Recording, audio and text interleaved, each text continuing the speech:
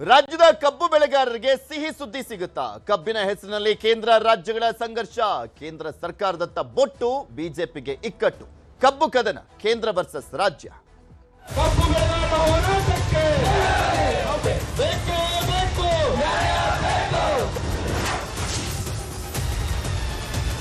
ಪ್ರತಿ ವರ್ಷನೂ ಕೂಡ ಕಬ್ಬಿನ ಸಮಸ್ಯೆ ಕಾಡ್ತಾನೆ ಇರುವಂತದ್ದು. ದರದ ವಿಚಾರಕ್ಕೆ ಸಂಬಂಧಪಟ್ಟಂತೆ ಇಷ್ಟು ವರ್ಷಗಳ ಕಾಲ ಇಲ್ಲದಂತಹ ಒಂದು ಗಟ್ಟಿ ದಿಟ್ಟ ಹೋರಾಟ ಈ ಬಾರಿ ಕಾಣಿಸ್ತಾ ಇದೆ. ರಾಜ್ಯದಲ್ಲಿ ತೀವ್ರಗೊಂಡಿರುವಂತದ್ದು ಕಬ್ಬು ಬೆಳೆಗಾರರ ಹೋರಾಟ. ಕೇಂದ್ರ ಸರ್ಕಾರದ ವಿರುದ್ಧ ಮುಗಿಬಿದ್ದಿದ್ದಾರೆ ಸಿಎಂ. ತುರ್ತು ಭೇಟಿಗೆ ಅವಕಾಶ ಕೋರಿ ಪ್ರಧಾನಿಗೂ ಪತ್ರವನ್ನ ಬರೆದಿದ್ದಾರೆ. ಬಿಕಾಸ್ ಮಾತೆತ್ತಿದ್ರೆ ಬಿಜೆಪಿ ನಾಯಕರು ಇದೆಲ್ಲವೂ ಕೂಡ ರಾಜ್ಯ ಸರ್ಕಾರದ್ದು ಅಂತ ಗೂಬೆ ಕೂರಿಸುವಂತ ಕೆಲಸವನ್ನ ಮಾಡ್ತಾ ಇದ್ದಾರೆ. ಸೊ ಹೀಗಾಗಿ ಕೇಂದ್ರ ಸರ್ಕಾರದ ಪಾತ್ರ ಕೂಡ ಇದೆ, ಅವರು ಸ್ಪಂದಿಸಬೇಕು ಅಂತ ಮುಖ್ಯಮಂತ್ರಿಗಳು ಮಾತನಾಡ್ತಾ ಇದ್ದಾರೆ. ನಿನ್ನೆ ಅಷ್ಟೇ ವಾಗ್ದಾಳಿಯನ್ನ ಕೂಡ ಮಾಡಿದ್ರು ಕೇಂದ್ರ ಸರ್ಕಾರದ ವಿರುದ್ಧ. ಇಂದಿನ ಸಭೆಗೆ ಕೇಂದ್ರ ಸಚಿವರಿಗೂ ಕೂಡ ಸಿಎಂ ಆಹ್ವಾನವನ್ನು ಕೊಟ್ಟಿದ್ದಾರೆ. ಕಬ್ಬಿನ FRP ಬೆಲೆ ನಿಗದಿ ಮಾಡುವಂತದ್ದು ಕೇಂದ್ರ ಸರ್ಕಾರ. ಕೇಂದ್ರದ ನೀತಿಗಳಿಂದ ರೈತರಿಗೆ ಅನ್ಯಾಯ ಅಂತ ಸಿಎಂ ಕಿಡಿಕಾರಿದ್ರು. ಕೇಂದ್ರದ ಪಾತ್ರ ಇಲ್ಲ ಅಂತ ಹೇಳ್ತಾ ಇದ್ದಾರೆ. ಕೇಂದ್ರದ ಸಕ್ಕರೆ ಸಚಿವರಾಗಿರುವಂತ ಪ್ರಹ್ಲಾದ್ ಜೋಶಿ ಅವರು ಇಂದಿನ ಸಭೆಯಲ್ಲಿ ಭಾಗಿಯಾಗ್ತಾರಾ? ಕೇಂದ್ರ ಸಚಿವರು ತೆರಿಗೆ ಸಮರದ ಬಳಿಕ ಕೇಂದ್ರದ ವಿರುದ್ಧ ಮತ್ತೊಂದು ಅಸ್ತ್ರವನ್ನ ಪ್ರಯೋಗವನ್ನ ಮಾಡಲಿಕ್ಕೆ ರಾಜ್ಯ ಸರ್ಕಾರ ಮುಂದಾಗ್ತಾ ಇದೆ. ಇನ್ನ ಕಬ್ಬು ಬೆಲೆ ನಿಗದಿ ಸಂಬಂಧ ವಾಕ್ಸಮರ ಹೇಗಿದೆ, ರೈತರ ಆಗ್ರಹ ಏನು, ಸಿಎಂ ಆರೋಪ, ಕೇಂದ್ರ ಸಚಿವ ಪ್ರಹ್ಲಾದ್ ಜೋಶಿ ತಿರುಗೇಟೇನು ನೋಡೋಣ. ಇದು ಕೇಂದ್ರ ಸರ್ಕಾರ ನಮ್ಮ ರಾಜ್ಯದ ರೈತರ ಜೊತೆಯಲ್ಲಿ ಆಡ್ತಾ ಇರ್ತಕ್ಕಂಥ ಚೆಲ್ಲಾಟ. ಕೇಂದ್ರ ಸರ್ಕಾರ ಹೇಗೆ ಅನ್ಯಾಯ ಮಾಡ್ತಾ ಇದೆ, ಮಲ್ತಾಯಿ ಧೋರಣೆ ತಾಳ್ತಾ ಇದೆ ಅಂತಕ್ಕಂಥಕ್ಕೆ ನಿಮ್ಮ ಉದಾಹರಣೆ. ಅದ್ರ ಜೊತೆಗೆ ಪ್ರಧಾನಮಂತ್ರಿಗಳಿಗೆ ಪತ್ರ ಬರೀತಾ ಇದ್ದೀನಿ. ನನಗೆ ಭೇಟಿ ಮಾಡಲಿಕ್ಕೆ ಅವಕಾಶ ಮಾಡಿಕೊಡ್ಬೇಕು ಅಂತೇಳಿ ಪತ್ರ ಬರೀತಾ ಇದ್ದೀನಿ. ಪ್ರಹ್ಲಾದ್ ಜೋಶಿ ಹೋಗಿದ್ದಾರಾ ಇಲ್ಲಿವರೆಗೆ? ಅವ್ರ ಕನ್ಸರ್ನ್ ಮಿನಿಸ್ಟರ್ ಅವರು 3636ಕ್ಕೆ ಸ್ಟೇಟ್ ಅಡ್ವೈಸರಿ ಪ್ರೈಸು ಇತ್ಯಾದಿ ಏನಾದರೂ ಕೊಟ್ಟು ಅಥವಾ ಸ್ಟೇಟ್ನಿಂದ ಏನಾದರೂ ಕಾಂಟ್ರಿಬ್ಯೂಟ್ ಮಾಡಿ ರೈತರ ಸಮಸ್ಯೆ ಬಗೆಹರಿಸ್ರಿ. ಮೊದಲ ಯಥಾಪ್ರಕಾರವಾಗಿ ಕೇಂದ್ರದ ಮೇಲೆ ಆರೋಪ ಮಾಡುವಂಥದ್ದು ಮತ್ತು ಇವ್ರ ಕೆಲಸ. ಈಗ ನೀವು ಆರೋಪ ಮಾಡ್ತಾ ಇರೋದ್ರಿಂದ ನಾನು ನಿಮ್ಗೆ ವಾಪಸ್ ಹೇಳ್ತಾ ಇದ್ದೀನಿ, ಮುಖ್ಯಮಂತ್ರಿಗಳೇ, ನೀವು ಈ ಚಿಲ್ಲರ ರಾಜಕಾರಣವನ್ನು ಬಿಡ್ರಿ. 2 ಸರ್ತಿ ಮುಖ್ಯಮಂತ್ರಿ ಆಗಿರಿ ನೀವೀಗ. ನೀವು ಈ ಚಿಲ್ಲರೆ ಆರೋಪವನ್ನು ಇಟ್ಟು ಕೇಂದ್ರ ಸರ್ಕಾರ ತನ್ನ ಕರ್ತವ್ಯವನ್ನು ಸಂಪೂರ್ಣವಾಗಿ ನಿರ್ವಹಿಸಿದೆ. ರಾಜ್ಯ ಸರ್ಕಾರ ತನ್ನ ಜವಾಬ್ದಾರಿ ನಿರ್ವಹಿಸಲಿಕ್ಕೆ ಮೊದಲು ಹೇಳ್ತೇನೆ. ಬಿಜೆಪಿಯ ರಾಜ್ಯದ ಅಧ್ಯಕ್ಷರು ದಯವಿಟ್ಟು ಇಲ್ಲಿ ಬಂದು ರೈತರ ಜೊತೆ ಚೆಲ್ಲಾಟ ಆಡಕ್ಕೆ ಹೋಗಬೇಡಿ. ಪ್ರಧಾನಮಂತ್ರಿಗಳ ಸಮಯವನ್ನು ಮುಖ್ಯಮಂತ್ರಿಗಳು ಕೇಳಿದ್ದೀವಿ. ಈಗಾಗಲೇ ನಾವು ಶುಗರ್ ಫ್ಯಾಕ್ಟರೀಸ್ನ ಎಲ್ಲನೂ ಕರೆದಿದ್ದೀವಿ. ಅವ್ರ ಜೊತೆ ಮಾತಾಡಿ ರಾಜ್ಯ ಸರ್ಕಾರ ತನ್ನ ವ್ಯಾಪ್ತಿಯಲ್ಲಿ ಏನೇನು ಬರ್ತದೆ ಅದೆಲ್ಲವನ್ನು ಕೂಡ ಅತ್ಯಂತ ಕಾಳಜಿಯಿಂದ ಬದ್ಧತೆಯಿಂದ ರೈತರ ಪರವಾಗಿ ನಾವಿದ್ದೀವಿ. ಹಿಂದೆನೂ ಇದ್ದೀವಿ, ಇವತ್ತು ಇದ್ದೀವಿ, ಮುಂದೆನೂ ಕೂಡ ನಾವಿರ್ತೀವಿ. ನೀವು ನಿಮ್ಮ ಬದ್ಧತೆಯನ್ನು ತೋರಿಸಿ. ಇದ್ರ ಬಗ್ಗೆ ಮಾತನಾಡ್ತಾ ಹೋಗೋಣ. ಮಧು, ರೈತರ ಹೋರಾಟ ತುಂಬಾ ಗಟ್ಟಿಯಾಗಿ ದಿಟ್ಟವಾಗಿ ಆಕ್ಚುಲಿ ಪ್ರಥಮ ಬಾರಿಗೆ ಕಬ್ಬು ಬೆಳೆಗಾರರು ಮಾಡ್ತಾ ಇರುವಂತದ್ದು ನೋಡ್ತಾ ಇದೀವಿ. ಆ ಕಾರಣಕ್ಕೋಸ್ಕರ ತುಂಬಾ ಗಂಭೀರವಾದಂತಹ ಹಿನ್ನೆಲೆಯಲ್ಲೇ ಸರ್ಕಾರನೂ ಕೂಡ ಸೀರಿಯಸ್ ಆಗಿ ಈಗ ಸ್ಪಂದಿಸುವಂತ ಕೆಲಸವನ್ನ ಫೈನಲಿ ಮಾಡುವಂತದಕ್ಕೆ ಹೊರಟಿದೆ. ಆದ್ರೆ ಈಗ ಇರುವಂತದ್ದು 2 ಆಪ್ಷನ್. ಒಂದು, ಕಾರ್ಖಾನೆಯವ್ರನ್ನ ಮನವೊಲಿಸಬೇಕು 3,500 ಕೋಟಿ ಅಂತ. ಇಲ್ಲ ಅಂದ್ರೆ ಸರ್ಕಾರ ಅವ್ರು ಕೊಡದೆ ಹೋಗಿದ್ದನ್ನ ಫುಲ್ಫಿಲ್ ಮಾಡುವಂತ ಕೆಲಸವನ್ನ ಮಾಡ್ಕೊಡ್ಬೇಕಾಗಿದೆ, ಪ್ರೋತ್ಸಾಹಧನ ಅಂತ. ಈಗ ಸಮಸ್ಯೆ ಇರುವಂತದ್ದೇ ಈ ಒಂದು ಮೂಲ ಪರಿಹಾರದ ಪ್ರಕ್ರಿಯೆಯಲ್ಲಿ ಪೃಥ್ವಿ. ಯಾಕಂದ್ರೆ ಈಗ ಕಾರ್ಖಾನೆಗಳು ಅವ್ರು ಹೇಳ್ತಾ ಇರೋ ಪ್ರಕಾರ ನಮಗೆ ಬೈ ಪ್ರಾಡಕ್ಟ್ ಅಲ್ಲಿ ಅಷ್ಟೇ ಬರ್ತಾ ಇರೋದು ದುಡ್ಡು. ಶುಗರ್ ಅಲ್ಲಿ ಏನಂತ ಭಯಂಕರ ರಿಕವರಿ ರೇಟು ಏನು ನಮ್ಮಲ್ಲಿಲ್ಲ, ಜೊತೆಗೆ ಶುಗರಲ್ಲಿ ಅಂತ ಲಾಭನೂ ಇಲ್ಲ ಅನ್ನುವಂಥದ್ದು ಓಕೆ, ಫ್ಯಾಕ್ಚುಲಿ ಕರೆಕ್ಟ್ ಇರ್ಬೋದು. ಈಗ ಬೈ ಪ್ರಾಡಕ್ಟ್ ಅಲ್ಲಿ ಎಥನಾಲ್, ಮೊಲೆಸಸ್ ಅದರಲ್ಲೆಲ್ಲ ಬರುತ್ತೆ ಅಂತಂದ್ರೆ ಈಗ ಅದಕ್ಕೂ ಒಂದು ರಾಜಕೀಯ ಶುರುವಾಗಿದೆ. ನಿನ್ನೆ ಸಿದ್ದರಾಮಯ್ಯ ಅವರು ಮಾತನಾಡಿರುವಂಥ ಸುದ್ದಿಗೋಷ್ಠಿಯ ನಂತರದ ಬಂದಿರುವಂಥ ಅಂಕಿಅಂಶಗಳ ಆಧಾರದಲ್ಲಿ ರಾಜಕೀಯ ನಡೀತಾ ಇದೆ. ನಮಗಿರೋದು 240 ಕೋಟಿ ಲೀಟರ್ ಅಷ್ಟು ಚಿಲ್ಲರೆ ಅಷ್ಟು ಇದ್ದಿದ್ರೆ ಪ್ರಾವಿಷನ್ ಅಥವಾ ಪ್ರೊಡಕ್ಷನ್ ಕೆಪಾಸಿಟಿ, ಅಲ್ಲಿ ತಗೋತಾ ಇರೋದೇ 47 ಕೋಟಿ. ಅದೇ ಬೇರೆ ರಾಜ್ಯಗಳಿಗೆ ಎಷ್ಟೆಲ್ಲ ಪ್ರಾವಿಷನ್ ಇದ್ದಾಗ ಅವರು ಅದರ ಲಾಭದ ಆಧಾರದಲ್ಲಿ ಲಾಭಾಂಶವನ್ನು ವರ್ಗಾವಣೆ ಮಾಡುವಂಥ ಪ್ರಕ್ರಿಯೆಯನ್ನು ಕಾರ್ಖಾನೆ ಮಾಲೀಕರು ಮಾಡ್ತಾ ಇದ್ದಾರೆ. ಆ ಕಾರಣಕ್ಕೆ ಆಯಾ ರಾಜ್ಯಗಳಲ್ಲಿ ಅಷ್ಟೊಂದು ದೊಡ್ಡ ಮಟ್ಟದ FRPಯ ಜೊತೆಗೆ SAPಯನ್ನು ಮಾಡುವಂಥ ಪ್ರಕ್ರಿಯೆ ನಡೀತಾ ಇದೆ ಅನ್ನುವಂಥದ್ದು ಕಾಣಿಸ್ತಾ ಇದೆ. ಅಥವಾ SAP ಅಲ್ಲ, ಡೈರೆಕ್ಟಾಗಿ ಕಾರ್ಖಾನೆಯವರು ಕೊಡುವಂಥ ವ್ಯವಸ್ಥೆ ಆಗ್ತಾ ಇದೆ ಅಂತ ಸಿದ್ದರಾಮಯ್ಯ ಅವರು ಹೇಳ್ತಾ ಇದ್ದಾರೆ. ಬೇರೆ ಈಗ ಅವರು ಹೇಳಿರುವಂಥದ್ದು ಸುಳ್ಳು. 47 ಕೋಟಿ ಲೀಟರ್ ಅಲ್ಲ, 27 ಕೋಟಿ ಲೀಟರ್ ಅಲ್ಲ, ಜಾರ್ಖಂಡಲ್ಲಿ ಅಷ್ಟೇ 27 ಕೋಟಿ ಲೀಟರ್ ಇರೋವಂಥದ್ದು. ವೆರಾಸ್ ಕರ್ನಾಟಕದಲ್ಲಿ 116 ಕೋಟಿ ಲೀಟರ್ ಅಷ್ಟು ಚಿಲ್ಲರೆ ಪ್ಲಸ್ ಅದರ ಜೊತೆಗೆ ಅಷ್ಟು ಏನು ಪ್ರಾವಿಷನ್ ಖರೀದಿ ಆಗಿದೆ. ಜೊತೆಗೆ 10 ಲಕ್ಷ ಕೋಟಿ ಏನು ಮೆಟ್ರಿಕ್ ಟನ್ಗೆ ಏನು ಅವಕಾಶ ಇತ್ತು ಎಕ್ಸ್ಪೋರ್ಟ್ಗೆ. ಇಲ್ಲಿನ ಕಾರ್ಖಾನೆ ಮಾಲೀಕರು ಸ್ಪೆಸಿಫಿಕಲಿ ಕರ್ನಾಟಕದ ಬಗ್ಗೆ ಮಾತನಾಡಿರುವಂಥದ್ದು ಕೇಳಿದ್ರಲ್ಲ, ಅದರಲ್ಲಿ ಆಲ್ರೆಡಿ ಆ ಪ್ರಾವಿಷನ್ನ ಕೊಡಲಾಗಿದೆ. 15 ಲಕ್ಷ ಕೋಟಿ ಮೆಟ್ರಿಕ್ ಟನ್ಗೂ ಕೂಡ ನಾವು ಅವಕಾಶವನ್ನು ಕೊಡ್ತಿದ್ವಿ. ಆದರೆ ಎಕ್ಸ್ಪೋರ್ಟ್ ಆಗಿರುವಂಥದ್ದೇ ಬರೀ 8 ಲಕ್ಷ ಕೋಟಿ ಸಮ್ವೇರ್ ಅರೌಂಡ್ ಅಷ್ಟು ಮಾತ್ರ. ಅಂಥದ್ರಲ್ಲಿ ಉಳಿಕೆ ಅಷ್ಟು ಇರಬೇಕಾದ್ರೆ ಅವರಿಗೆ ಎಕ್ಸ್ಪೋರ್ಟ್ ಪ್ರಾವಿಷನ್ನು, ಅದರ ಜೊತೆಗೆ ಇನ್ನೂ ಹೆಚ್ಚುವರಿಯಾಗೂ ಕೂಡ ನೀವು ಮನವಿಯನ್ನು ಕೊಟ್ಟಂಥ ಸಂದರ್ಭದಲ್ಲಿ ನಮಗೆ ಅವಕಾಶ ಇದೆ, ಕೊಡ್ತೀವಿ ಪ್ರಾತಿನಿಧ್ಯವನ್ನು ಅಂತ ಹೇಳಿದಂಥ ಸಂದರ್ಭದಲ್ಲೂ ಕೂಡ ಅದೆಲ್ಲವನ್ನು ಹೊರತುಪಡಿಸಿ ಮತ್ತು ಖರೀದಿ ಮಾಡಿರುವಂಥದ್ದು 116 ಕೋಟಿ ಲೀಟರ್ ಅಂತಿದ್ರು ಕೂಡ ಇವರು ಸುಳ್ಳು ಹೇಳ್ತಾ ಇದ್ದಾರೆ, ರಾಜಕಾರಣ ಮಾಡ್ತಾ ಇದ್ದಾರೆ, ಯಥಾ ಪ್ರಕಾರ ಕೇಂದ್ರ ಸರ್ಕಾರದ ಮೇಲೆ ಗೂಬೆ ಕೂರಿಸುವಂಥ ಪ್ರಯತ್ನವನ್ನು ಮಾಡ್ತಾ ಇದ್ದಾರೆ ಅನ್ನುವಂಥ ಒಂದು ಸ್ಪಷ್ಟವಾದ ಕೌಂಟರನ್ನು ಪ್ರಹ್ಲಾದ್ ಜೋಶಿ ಅವರು, ಯಾಕಂದರೆ ಸಕ್ಕರೆ ಸಚಿವಾಲಯ ಕೂಡ ಅಲ್ಲಿ ಪ್ರತ್ಯೇಕವಾಗಿ ಇಲ್ದಿದ್ರು ಕೂಡ ಆಹಾರ ಮತ್ತು ಗ್ರಾಹಕ ವ್ಯವಹಾರಗಳ ಅಡಿಯಲ್ಲಿ ಮತ್ತು ಕೋಆಪರೇಟಿವ್ ಸೊಸೈಟಿಯ ಕೋಆಪರೇಟಿವ್ ಇಲಾಖೆ ಏನಿದೆ ಅದರ ಅಡಿಯಲ್ಲೂ ಕೂಡ ಅಮಿತ್ ಶಾ ಮತ್ತು ಇವರಿಬ್ಬರು ಕೂಡ ಜಂಟಿಯಾಗಿ ನೋಡ್ಕೋತಾ ಇದ್ದಾರೆ ಅವರು ಹೇಳಿದ್ದಾರೆ. ಆದರೆ ವೆರಾಸ್ ಇಲ್ಲಿ ಯಾಕೆ ಇಲ್ಲಿ ಶಿವಾನಂದ ಪಾಟೀಲ್ ಅವರು ಸಕ್ಕರೆ ಸಚಿವರಿಗೆ ಒಂದು ಆರೋಪವನ್ನು ಮಾಡಿದರು. ಇಲ್ಲಿ ರಾಜ್ಯದವರೇ ಇದ್ದಾರೆ, ಕೇಂದ್ರ ಸಚಿವರಿಗೆ ಸಕ್ಕರೆ ಸಚಿವರಿಗೆ ನೀವು ಕೇಳಿಲ್ಲ ಅನ್ನೋ ಕಾರಣಕ್ಕೆ ನಿನ್ನೆ ಆ ಒಂದು ವಿಚಾರವನ್ನು ಕೂಡ ಪ್ರಸ್ತಾಪ ಮಾಡಿದ್ರು. ಈಗ ಸುಳ್ಳು ಹೇಳ್ತಾರೆ ಅದು ಯಾರು ಅನ್ನೋದು ಕೂಡ ಗೊತ್ತಾಗಬೇಕಾಗತ್ತೆ. ಅದಾದ ಮೇಲೆ ಪ್ರಹ್ಲಾದ್ ಜೋಶಿ ಅವರ ಕೌಂಟರ್ ಆದಮೇಲೆ ಮತ್ತೀಗ ಎಕ್ಸ್ಪೋಸ್ಟಲ್ಲಿ ಒಂದು ಡೀಟೇಲ್ಡ್ ಏನು ವಿತ್ ಡಾಕ್ಯುಮೆಂಟ್ಸ್ ಇವರು ಕೂಡ ಅವರು ಹೇಗೆ ದಾಖಲೆಗಳನ್ನು ಇಟ್ಕೊಂಡು ಮಾತನಾಡಿದ್ರು ಪ್ರಹ್ಲಾದ್ ಜೋಶಿ, ಸಿದ್ದರಾಮಯ್ಯ ಅವರು ಕೂಡ ಅವರ ಸುದ್ದಿಗೋಷ್ಠಿಯ ನಂತರ ಜೋಶಿ ಅವರು ಕೊಟ್ಟಂಥ ತಿರುಗೇಟಿಗೆ ಮತ್ತೆ ಪ್ರತಿ ತಿರುಗೇಟನ್ನು ಕೊಡುವಂಥ ಒಂದು ಪ್ರಕ್ರಿಯೆಯಲ್ಲಿ ಒಂದು ಅತಿ ದೊಡ್ಡ ದಾಖಲಾತಿಯನ್ನು ಬಿಡುಗಡೆ ಮಾಡಿ ಇಯರ್ ಆನ್ ಇಯರ್ 23, 24, 25 ಆ ಕನ್ಸಿಕ್ಯೂಟಿವ್ ಇಯರ್ಗಳಲ್ಲಿ ಎಷ್ಟೆಲ್ಲ ಪ್ರೊಡ್ಯೂಸ್ ಆಗಿದೆ, ನಮ್ಮ ಡಿಸ್ಟಿಲರೀಸ್ ಕೆಪಾಸಿಟಿ ಎಷ್ಟಿದೆ, ಕೇಂದ್ರ ತಗೊಂಡಿರುವಂಥದ್ದು ಎಷ್ಟು ಅಂದರೆ ಇನ್ ದ ಸೆನ್ಸ್ ಮಿಕ್ಸ್ಗೆ ಆಯಿಲ್ ಮಿಕ್ಸ್ಗೆ, ಸೊ ನಮಗೆ ಎಷ್ಟು ಅನ್ಯಾಯ ಆಗಿದೆ ಅನ್ನೋಂಥದ್ದನ್ನು ಇದನ್ನು ಕೊಟ್ಟಿರುವಂಥದ್ದು ಗ್ರಾಹಕ ವ್ಯವಹಾರಗಳ ಇಲಾಖೆ, ಆಹಾರ ಮತ್ತು ಗ್ರಾಹಕ ವ್ಯವಹಾರಗಳ ಇಲಾಖೆ ಕೊಟ್ಟಿರುವಂಥ ಅಂಕಿಅಂಶ, ನಾವೇನು ಹುಟ್ಟಾಕಿರುವಂಥದ್ದಲ್ಲ. ಸೊ ಒಂದೋ ಜೋಶಿ ಅವರು ಸದನದಲ್ಲಿ ಕೊಟ್ಟಿರುವಂಥ ಅಂಕಿಅಂಶ ಸುಳ್ಳಾಗಿರಬೇಕು, ಇಲ್ಲ ನಿನ್ನೆ ಹೇಳಿರುವಂಥದ್ದು ಸುಳ್ಳಾಗಿರಬೇಕು, ಒಂದನ್ನು ಕ್ಲಾರಿಫೈ ಮಾಡಬೇಕು ಅಂತ ಇವರು ಕೂಡ ಹೇಗೆ ಸಿದ್ದರಾಮಯ್ಯ ಅವನ್ನ 2 ಸಲ ನೀವು CM ಆಗಿದ್ರೆ ಜವಾಬ್ದಾರಿತ ಸ್ಥಾನದಲ್ಲಿ ಕೂತು ನೀವು ಇಂತ ಮಾತಾಡಬಾರ್ದು ಅಂತ ಜೋಶಿ ಅವರು ಏನು ಅಟ್ಯಾಕ್ ಮಾಡಿದ್ರಲ್ಲ, ಅದೇ ರೀತಿ ನೀವು ಜವಾಬ್ದಾರಿತ ಸಚಿವರಾಗಿ ಯಾವುದು ಸುಳ್ಳು ಅಂತ ನೀವೇ ಕನ್ಫೆಸ್ ಮಾಡ್ಕೊಳ್ಳಿ ಅಂತ ಪ್ರತಿ ಆರೋಪವನ್ನು ಅಥವಾ ಪ್ರತಿ ತಿರುಗೇಟನ್ನು ಸಿದ್ದರಾಮಯ್ಯ ಅವರು ಕೂಡ ಕೊಟ್ಟಿದ್ದಾರೆ. ಸೊ ಕ್ಲಿಯರ್ ಆಗಿ ಇಂಡಿಕೇಶನ್ ಕಾಣಿಸ್ತಾ ಇದೆ ಈ ಒಂದು ಕಬ್ಬು ಕದನ ಏನಿದೆ ಸಂಪೂರ್ಣವಾಗಿ ರಾಜಕೀಯಕರಣ ಆಗಿದೆ ಅನ್ನುವಂಥದ್ದು. ಈಗ ಇಡೀ ರಾಜ್ಯದಲ್ಲಿ ಯಾವ್ಯಾವ ರಾಜಕಾರಣಿಗಳು ಇರ್ರೆಸ್ಪೆಕ್ಟಿವ್ ಆಫ್ ಪಾರ್ಟೀಸ್ ಹೇಳ್ತಾರಂತೆ, ಎಷ್ಟೆಲ್ಲ ರಾಜಕಾರಣಿಗಳಿಗೆ ಯಾವ್ಯಾವ ಜಿಲ್ಲೆಯಲ್ಲಿ ಯಾವ್ಯಾವ ತಾಲೂಕಲ್ಲಿ ಸಕ್ಕರೆ ಕಾರ್ಖಾನೆಗಳಿವೆ. ನೆನ್ನೆ ಈಗ ಯತ್ನಾಳ್ ಅವರು ಕೂಡ ಒಂದು ನೋಡಿ ಎಂಥ ಸೋಜಿಗ ಅಂತಂದ್ರೆ ಕಬ್ಬು ಬೆಳೆಗಾರರ ಹೋರಾಟದ ವಿಚಾರದಲ್ಲಿ ಅವರು ಬಾಕಿ ಇದೆಲ್ಲದಕ್ಕೂ ಕೂಡ ಎಕ್ಸ್ಪೋಸ್ಟಲ್ಲಿ ಇಮಿಡಿಯೇಟ್ ಆಗಿ ರಿಯಾಕ್ಟ್ ಮಾಡೋರು, ಹಿಂದೂ ಮುಸ್ಲಿಂ ಅಂದರೆ ರಿಯಾಕ್ಟ್ ಮಾಡ್ತಾರೆ, ಅಥವಾ ಬಾಕಿ ಯಾವುದೇ ವಿಚಾರ ಪರಿಹಾರ ನೆರೆ ಪರಿಹಾರ ಅಂದರೆ ರಾಜ್ಯ ಸರ್ಕಾರ ಕೇಂದ್ರ ಸರ್ಕಾರ ಅಂತ ಒಂದಷ್ಟು ಏನೋ ಮಾಡಿ ಟ್ವೀಟ್ ಮಾಡ್ತಾರೆ. ಆದರೆ ನಿನ್ನೆ ಮಾಧ್ಯಮಗಳೇ ಸ್ವತಃ 8 ದಿವಸವರೆಗೂ ಮಾತಾಡಿರಲ್ಲ ಮಾಧ್ಯಮಗಳು ವಿಜೇಂದ್ರ ಅವರ ಜೊತೆ ಅವರ ಹೋರಾಟದ ವಿಚಾರವಾಗಿ ಅಮಿತ್ ಶಾ ಕರೆ ಮಾಡಿದ್ರೆ ಅನ್ನೋ ರಾಜಕೀಯ ಆರೋಪ ಪ್ರತ್ಯಾರೋಪದ ವಿಚಾರವಾಗಿ ಏನು ಮಾತನಾಡುವಂಥ ಸಂದರ್ಭದಲ್ಲಿ ಅವ್ರು ಇದನ್ನು ಹೇಳಿದ್ದಾರೆ, 4,000 ಕೊಟ್ಟರೆ ನಾನೇ ಫ್ಯಾಕ್ಟ್ರಿ ಕೊಟ್ಬಿಡ್ತೀನಪ್ಪ ಅಂತ. So irrespective of any party any leaders ಅಲ್ಲಿ ಏನು ಬರ್ತಾ ಇದೆ, ಸಕ್ಕರೆ ಕಾರ್ಖಾನೆ ಮಾಲೀಕರ ಒಂದು ಹಿತಾಸಕ್ತಿಯನ್ನು ಎಲ್ಲ ರಾಜಕಾರಣಿಗಳು ಕೂಡ ನೋಡ್ತಾ ಇದ್ದಾರೆ, ನಮಗೆ ಲಾಸ್ ಆಗ್ತಾ ಇದೆ ಅಂತ. ಆದರೆ ವೇರಾಸ್ ಬೈ ಪ್ರಾಡಕ್ಟಲ್ಲಿ ಬರ್ತಾ ಇರುವಂಥ ಲಾಭಾಂಶವನ್ನು ಬೇರೆ ರಾಜ್ಯಗಳಲ್ಲಿ ನೇರವಾಗಿ ಕೊಡ್ತಾ ಇರಬೇಕಾದ್ರೆ ರೈತರಿಗೆ ನಮ್ಮಲ್ಲಿ ಯಾಕೆ ಆಗ್ತಾ ಇಲ್ಲ, ನೆರೆ ರಾಜ್ಯದಲ್ಲೇ ಮಹಾರಾಷ್ಟ್ರದಲ್ಲಿ 3,500 3,550 ಕೊಡಬೇಕಾದ್ರೆ ನಮ್ಮಲ್ಲಿ ಯಾಕೆ ಆಗ್ತಾ ಇಲ್ಲ ಅಂತ ನಿನ್ನೆ ಜೋಶಿ ಅವರು ಕೂಡ ಒಂದು ಮಾತು ಹೇಳಿದರು.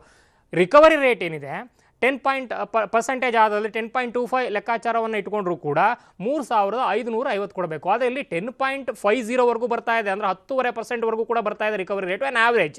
ಅದರಲ್ಲೂ ಕೂಡ ಈ ಬೀದರು ಮತ್ತು ಬೆಳಗಾವಿಯ ಕೆಲವು ಗಡಿ ಭಾಗದಲ್ಲಿ ಮಹಾರಾಷ್ಟ್ರಕ್ಕೆ ಹೊಂದ್ಕೊಂಡಿರುವಂಥ ಕೆಲವು ಗಡಿ ಭಾಗಗಳಲ್ಲಿ ಅಪ್ ಟು 11, 12% ಕೂಡ ರಿಕವರಿ ರೇಟ್ ಇದೆ ಅನ್ನುವಂಥ ಒಂದು ವಿಚಾರವನ್ನು ರೈತರು ಹೇಳ್ತಾ ಇದ್ದಾರೆ. ಸೊ ಹಾಗಿರಬೇಕಾದ್ರೆ ನಿನ್ನೆ ಜೋಶಿ ಅವರು ಹೇಳಿರೋ ಪ್ರಕಾರ 3,600 ಚಿಲ್ಲರೆವರೆಗೂ ಕೂಡ ಕೊಡಬೇಕು. ಹಾಗಿದ್ರೂ ಕೂಡ ಇವರು 3,200, 220 ಅಂತ ಕಾರ್ಖಾನೆಯ ಭಾಷೆಯಲ್ಲೇ ಕಾರ್ಖಾನೆಯ ಮಾಲೀಕರ ಭಾಷೆಯಲ್ಲೇ ಯಾಕೆ ಸರ್ಕಾರವು ಕೂಡ ಮಾತನಾಡ್ತಾ ಇದೆ? ಬೇರೆ ರಾಜ್ಯಗಳಲ್ಲಿ SAPಯನ್ನು ಅಂದರೆ ಈ ಒಂದು ಸಲಹಾ ಸಮಿತಿಯ ದರ ಏನಿದೆ ಆ ಒಂದು ಅಡ್ವೈಸರಿ ಕಮಿಟಿ ರೇಟನ್ನು ಸ್ಟೇಟ್ ಅಡ್ವೈಸರಿ ಕಮಿಟಿ ಪ್ರೈಸನ್ನು ಕೊಡ್ತಾ ಇರಬೇಕಾದ್ರೆ ನಮ್ಮಲ್ಲಿ ಯಾಕೆ ಆಗ್ತಾ ಇಲ್ಲ ಅಂತ ಬಂದರೆ ಬೊಕ್ಕಸದ ಮೇಲಿರುವಂಥ ಒತ್ತಡ ಅನ್ನುವಂಥದ್ದು ಸ್ಪಷ್ಟವಾಗಿ ಕೂಡ ಕಾಣಿಸ್ತಾ ಇದೆ.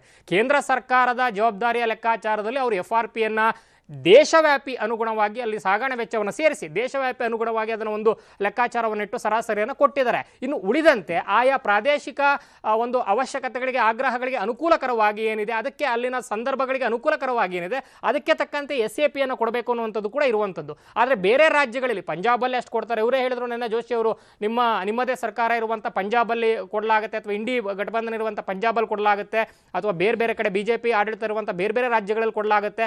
ಹಾಗಿರಬೇಕಾದ್ರೆ ನೋಡೋದಾದ್ರೆ ಕರ್ನಾಟಕದಲ್ಲಿ ಯಾಕೆ ಆಗ್ತಾ ಇಲ್ಲ, ರಾಜ್ಯ ಸರ್ಕಾರ ಕೈಕಟ್ಕೊಂಡು ಕೂತಿರುವಂಥದ್ದು ಅಥವಾ ಕೈಕಟ್ಟಿ ಕೂರಿಬೇಕಾದಂಥ ಒತ್ತಡ ಪರಿಸ್ಥಿತಿ ಏನಿದೆ ಅನ್ನುವಂಥದ್ದು ನೀವು ಸ್ಪಷ್ಟವಾಗಿ ಹೇಳಿ ಬಿಟ್ಟರೆ ಕೇಂದ್ರ ಸರ್ಕಾರದ ವಿರುದ್ಧ ಆರೋಪ ಮಾಡಬೇಡಿ ಅಂತ ಹೇಳ್ತಾ ಇದ್ದಾರೆ. ಆದರೆ ಅವರು ಸಿದ್ದರಾಮಯ್ಯ ಅವರ ಆರೋಪವನ್ನು ಮಾಡ್ತಾನೆ ರಾಜಕೀಯ ಆಹ್ವಾನವನ್ನು ಕೊಟ್ಟಿದ್ದಾರೆ. ಒಂದು ರೀತಿ ಬನ್ನಿ ಬಗೆಹರಿಸೋಣ ಅಂತ ಕರಿತಾನೆ. ಪ್ರಧಾನಿಯವರು ಪತ್ರ ಬರೀತೀನಿ, ಇಲ್ಲಿ ಕೇಂದ್ರ ಸಚಿವರುಗಳಿಗೆ, ರಾಜ್ಯದಲ್ಲಿ ಪ್ರತಿನಿಧಿಸ್ತಾ ಇರುವಂಥ ಕೇಂದ್ರ ಸಚಿವರುಗಳಿಗೆ ಮತ್ತು ಇಲ್ಲಿರುವಂಥ ರೈತ ಮುಖಂಡರುಗಳಿಗೆ, ರೈತ ನಾಯಕರುಗಳಿಗೆ, ದೇವೇಗೌಡರ ಆದಿಯಾಗಿ ಕುಮಾರಸ್ವಾಮಿ ಎಲ್ಲರಿಗೂ ಕೂಡ ಪತ್ರ ಕರಿತಾ ಇದ್ದೀನಿ, ಮೀಟಿಂಗ್ ಬನ್ನಿ ಅಂತ. ಸೊ ಸ್ಪಷ್ಟವಾಗಿ ಕಾಣಿಸ್ತಾ ಇದೆ ಇಲ್ಲಿ ಯಾರೋ ಒಬ್ಬರು ಸುಳ್ಳು ಹೇಳ್ತಾ ಇದ್ದಾರೆ. ಸುಳ್ಳು ಹೇಳ್ತಾ ಇರೋ ಆಧಾರದಲ್ಲಿ ನೋಡೋದಾದ್ರೆ ಯಾರೋ ಕೇಂದ್ರವೋ ರಾಜ್ಯವೋ ಸರಿ ಮಾಡಬೇಕಿದ್ರೆ ಏನು ರೈತರ ಸಮಸ್ಯೆಯನ್ನು ಆ ನಿಟ್ಟಿನಲ್ಲಿ ಬಿಜೆಪಿಯವರು ಕೂಡ ಕೈ ಜೋಡಿಸಬೇಕಾಗಿದೆ.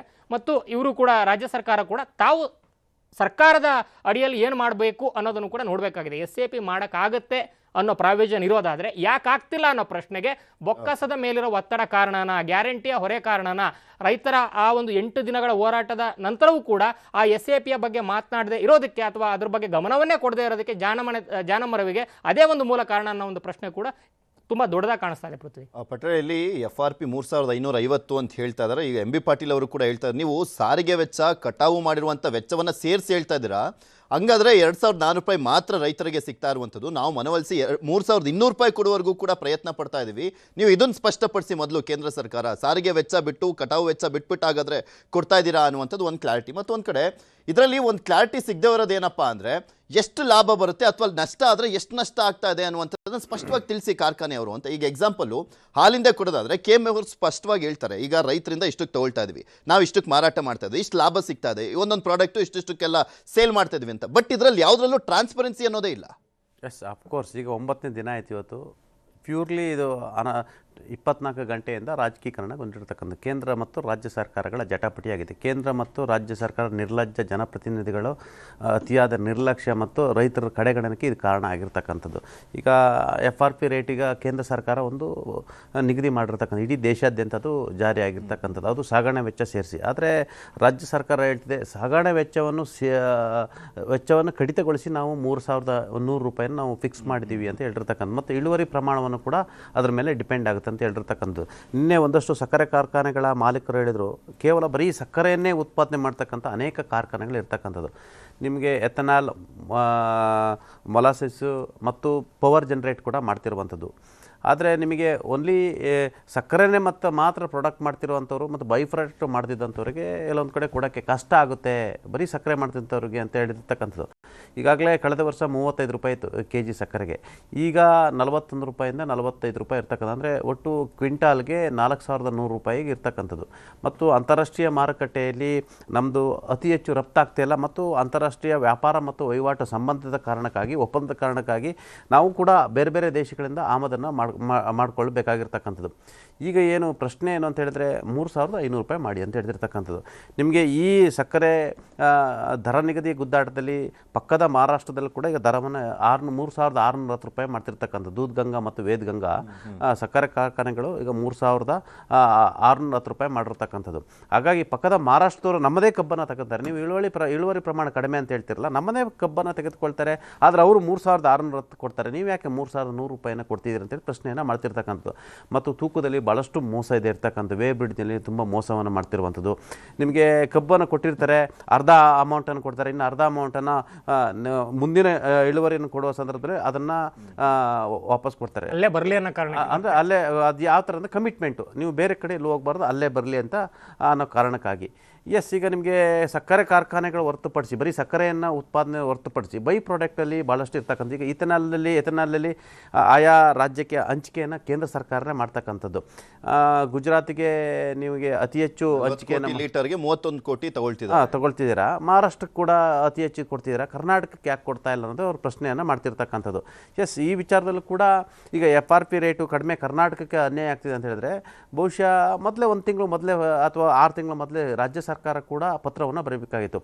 ಇದೀಗ ರಾಜ್ಯ ಕೇಂದ್ರದ ಮೇಲೆ ಎತ್ತಾಗ್ತಿರೋದು, ಕೇಂದ್ರದವರು ರಾಜ್ಯದಲ್ಲಿ ಎತ್ತಾಗ್ತಿರ್ತಕ್ಕಂಥದ್ದು. ಅಲ್ಲಿಗೆ ಇವರಿಬ್ಬರ ಕಿತ್ತಾಟದಲ್ಲಿ ಬಡವಾಗ್ತಿರ್ತಕ್ಕಂಥನು ಕಬ್ಬು ಬೆಳೆಯೋ ರೈತ ಆಗಿರ್ತಕ್ಕಂಥದ್ದು. ಈ ರೈತರ ವಿಚಾರದಲ್ಲಿ ಯಾಕೆ ಜನಪ್ರತಿನಿಧಿಗಳು ಈ ರೀತಿ ಮೊಂಡುತನ ಮಾಡ್ತಿದ್ದಾರೆ ಅನ್ನೋದು ಕೂಡ ಚರ್ಚೆ ಆಗ್ತಿರ್ತಕ್ಕಂಥದ್ದು. ಬೇರೆ ಬೇರೆ ಇಂಡಸ್ಟ್ರೀಸ್ ನೋಡಿ, ಬೇರೆ ಬೇರೆ ಇಂಡಸ್ಟ್ರೀಸ್ ಏನಾದರೂ IT BT ಜಸ್ಟ್ ಒಂದು ಟ್ವೀಟ್ ಮಾಡಿದ್ರೆ ಸಾಕು, ಸರ್ಕಾರಗಳು ಅಷ್ಟು ರಿಯಾಕ್ಟ್ ಮಾಡ್ತವೆ. ಆದರೆ ರೈತ ಬೀದಿಲಿದ್ದಾನೆ. 9 ದಿನದಿಂದ ಸುಮಾರು 8 ಜಿಲ್ಲೆಗಳಲ್ಲಿ ಹೋರಾಟವನ್ನು ನಡೀತಿದ್ದೇವೆ, ಸರ್ಕಾರಗಳನ್ನ ಅಗ್ಗಜಗ್ಗಾಟ ಆರಂಭಿಸಿರ್ತಕ್ಕಂಥದ್ದು. ಎಸ್, ಅಫ್ಕೋರ್ಸ್ ಆಯಿತು, ಭಾರತೀಯ ಜನತಾ ಪಕ್ಷದಲ್ಲಿ ಅನೇಕ ಸಕ್ಕರೆ ಕಾರ್ಖಾನೆ ಮಾಲೀಕರಿದ್ದಾರೆ, ಅವ್ರದ್ದು ಕೂಡ ಜವಾಬ್ದಾರಿ ಇರ್ತಕ್ಕಂಥದ್ದು. ಇವತ್ತು ಮುಖ್ಯಮಂತ್ರಿಗಳು ಸಕ್ಕರೆ ಕಾರ್ಖಾನೆ ಮಾಲೀಕರ ಸಭೆಯನ್ನು ಕರೆದಿದ್ದಾರೆ. ಮಾಲೀಕರು ನಾವು ಕೊಡೋಕ್ಕಾಗಲ್ಲ ಅಂತ ತಕ್ಷಣ ಇವರು ಹೋರಾಟಗಳು ಮುಂದುವರಿಯುತ್ತೆ. ಹಾಗಂತ ಕೊಡೋಕ್ಕಾಗಲ್ಲ, ಆಯಿತು ನಾವು ಸಕ್ಕರೆ ಕಬ್ಬು ಹರಿಯದೇ ನಿಲ್ಲಿಸ್ತೀವಿ ಅಂತ ಹೇಳಿದ್ರೆ ರೈತರಿಗೂ ನಷ್ಟ ಆಗುತ್ತೆ.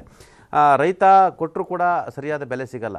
ಹಾಗಾಗಿ ಇದು ಕೇಂದ್ರ ಮತ್ತು ರಾಜ್ಯ ಸರ್ಕಾರಗಳ ಎರಡೂ ಸರ್ಕಾರಗಳ ಜವಾಬ್ದಾರಿ ಇರ್ತಕ್ಕಂಥದ್ದು. ಕೇಂದ್ರ ಸರ್ಕಾರಕ್ಕೆ ಪ್ರೋತ್ಸಾಹಧನ ಕೊಡೋ ಚಾನ್ಸಸ್ ಇದೆಯಾ?